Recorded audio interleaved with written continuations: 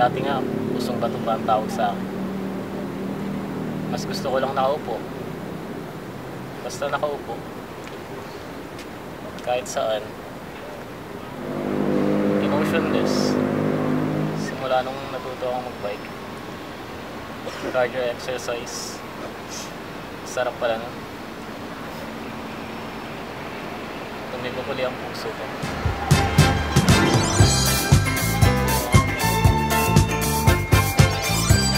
Ganun pala ang dulot ng cardio exercise. Nagana uli ang puso. Kaya kayo, mag-bike na rin kayo. Heaven must be missing an angel.